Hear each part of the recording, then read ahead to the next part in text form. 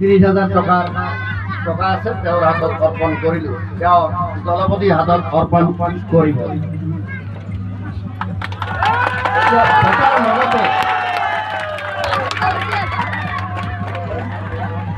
বঁটাৰ লগতে আমাৰ খেল পৰিচালনাৰ নিয়মাৱলীত উল্লেখ আছিল ট্ৰফি। প্ৰথম বিজয়ী দলক 30,001 টকা আৰু লগতে এটি ট্ৰফি আমি দিয়াৰ কথা আছিল। সেই ট্ৰফিটো আমি আগবঢ়াইলোঁ। তেওঁলোকে ট্ৰফিটো গ্ৰহণ কৰিব বুলি আমি আশা ৰাখিছোঁ।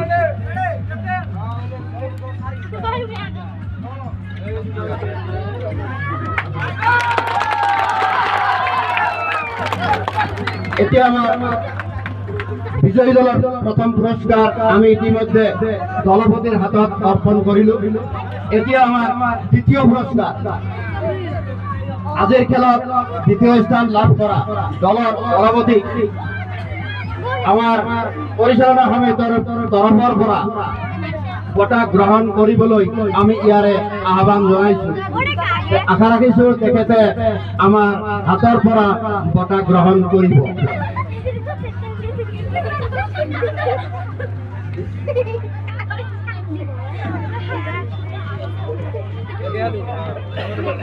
দ্বিতীয় পুৰস্কাৰেৰ বঁটা প্ৰদান কৰাৰ কাৰণে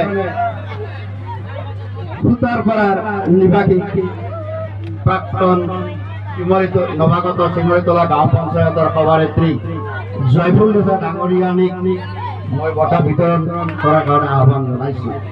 আশা ৰাখিছোঁ দলপতিয়ে তেখেতৰ পৰা বঁটা গ্ৰহণ কৰিব।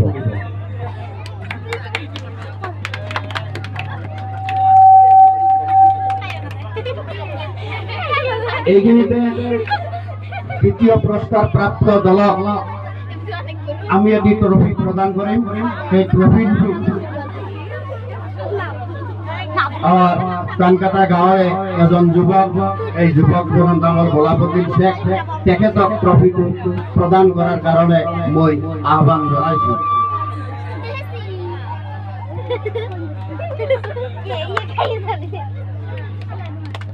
এতিয়া আহিল আমাৰ কাৰ্যসূচীত আছে শ্ৰেষ্ঠ খেলুৱৈ। আমাৰ বিভিন্ন ধৰনেৰ খেল হল, সেই খেল ধেমালিৰ মাজত আজি অন্তিম পৰ্যায় অৰ্থাৎ চূড়ান্ত পৰ্যায়েৰ খেল। এই খেলৰ শ্ৰেষ্ঠ খেলুৱৈ গৰাকীক আমি 2,001 টকা আৰু লগতে এটি ট্ৰফি প্ৰদান কৰিম। শ্ৰেষ্ঠ খেলুৱৈজন আমাৰ